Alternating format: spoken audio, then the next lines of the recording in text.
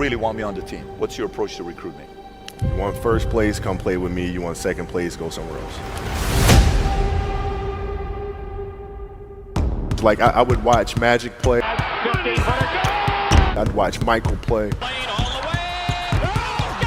And I would see them do these unbelievable things, and I'd say, you know, can I get to that level? I don't know, but let's find out.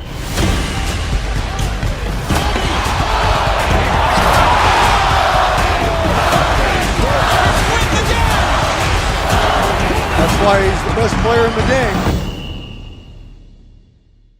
Everything was done to try to learn how to become a better basketball player. Everything. And so when you have that point of view, then literally the world becomes your library to help you to become better at your craft. So because you know what you want, the world's giving you exactly the information you need to become better at it. Because you know what you're looking for. So many guys tell stories about your work ethic. Yeah. What was really your work ethic like, and for how long did you stay disciplined? Well, I mean, every day. I mean, since 20 years. I mean, it was an everyday process and trying to figure out strengths and weaknesses. For example, jumping ability. Man, my vertical was a 40, it wasn't a 46 or a 45. My hands are big, but they're not massive. Right? So you got to figure out ways to strengthen them so your hands are strong enough to be able to palm a ball and do the things that you need to do.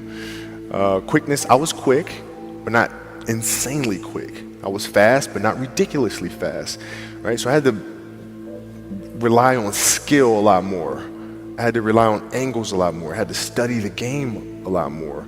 And but I enjoyed it though. So like from the time I can remember when I started watching the game, I studied the game and it just never changed.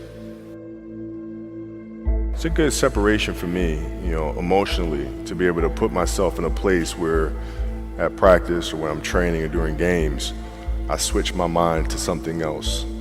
I switch my mode into something else, right? For me, it's the equivalent of Maximus, Decimus, Meridius, and Gladiator picking up the dirt, smelling the dirt. It's go time, right? So that was my mental switch. It was like an actor getting ready for a film. You got to put yourself in that cage. When you're in that cage, you are that character. And then when you leave there, it's something completely different. But when I'm in that cage, bro, don't touch me, don't talk to me. Just leave me alone. How did you get mentally and emotionally so strong where it doesn't bother you? Well, you got to look at the reality of the situation. Like for me, it's not, you kind of got to get over yourself. It's not about you, man. Like, okay, you feel embarrassed. You're not that important. Like, get over yourself. That's where you go. Get over yourself, right? Like you're worried about how people may perceive you and like you're walking around and it's embarrassing because you shot 5 air balls. Get over yourself, right? And then after that, it's okay, well, why did those air balls happen? Got it. High school, year before, we played 35 games, max, right? Week in between, spaced out, plenty of time to rest. In the NBA, it's back to back to back to back to back to back to back. I didn't have the legs. So you look at the shot, every shot was online, but every shot was short. Right? I got to get stronger. I got to train differently. The weight training program that I'm doing, I got to tailor it for an 82-game season so that when the playoffs come around, my legs are stronger and that ball gets there. So I look at it with rationale and say, okay, well, the reason why I shot air balls is because my legs aren't there. I go, well, next year they'll be there. That was it. Done. Were there some names that you looked at and says, these 3 guys are as crazy as I am? At the time, I deal with what I've referred to as Goat Mountain. I went to Goat Mountain and I talked to Magic, Michael, Bird, Hakeem Olajuwon, Jerry West, Oscar Robinson, Bill Russell. So I would talk to them. What did you do? What were your experiences? Michael in particular, he's become my big brother. He's been my big brother since I first came in the league. And what was that process like? So I went to them and started understanding the ins and outs of the game and how they approach things and their level of detail and obsessiveness, and that's what I did. The players that had that passion but weren't willing to commit their entire lives to doing that, right? It's a choice, right? You have other things. You have family. You have all these other things that you have to do. The game can't really be your number one priority. And so I was looking at that like, man, this is going to be fun. If I'm buddies with you from high school, if I'm a cousin of yours, what happened to our relationship? How did that gravitate when you went into the league and you're determined to become the greatest, or you're determined to become one of the greatest? What happens to our relationship? Well, it suffers. It does suffer. Oh, yeah. Okay. Yeah. And you understood that. You were okay with that. Well, yeah. And the people that love you, like friends and family, like they know that about you. Got it. So they let you be you. And when you reconvene, you pick back up where you left off. But make no mistake about it, everything in between is lost, right? So those long-term relationships, the commitment of time of, taking vacation. Like I see a lot of players take vacations with other players that are close friends. And they'll just take vacations just to take vacations, or just hang out just to hang out. Like I never did that. Why not though? Why didn't you do that? Well, because when I retire, I didn't want to have to say, I wish I would have done more. I don't want that. I don't want that. You got a lot of people paying their hard-earned money to come watch you perform. Perform. It's your job to be in shape. It's your job to be strong enough to perform at that level every single night. And as a competitor, I'm not ducking shit. Like, it's not, oh my God, my back hurts, I'm sore, we got to play Vince Carter and Toronto Raptors tonight. We actually had this happen. We had a game against Toronto in 2000, and Vince was tearing the league up. My back was jacked.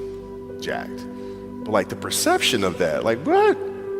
Kobe's missing the game against Toronto and Vince Carter because my back was really spasming. But people will be like, what? Oh, he's ducking Vince. Excuse me? No, I don't think so.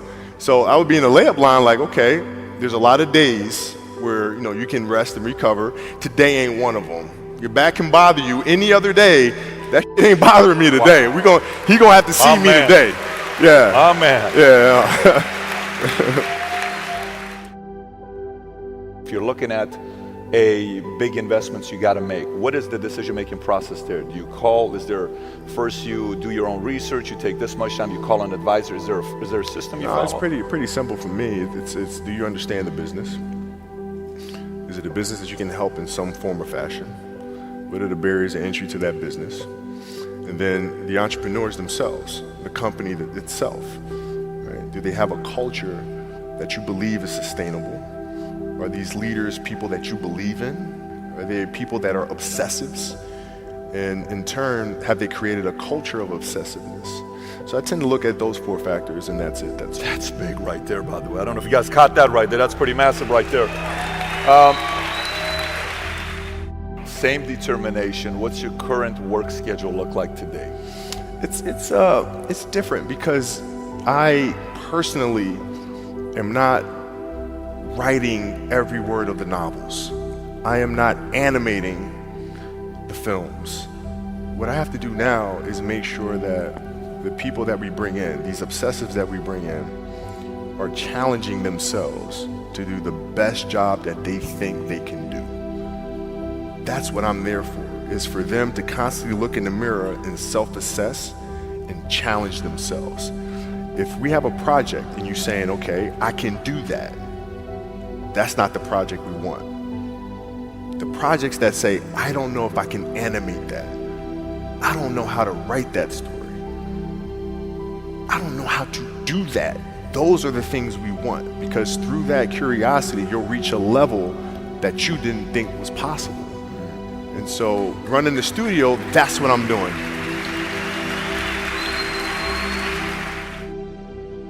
You're playing against the Golden State Warriors.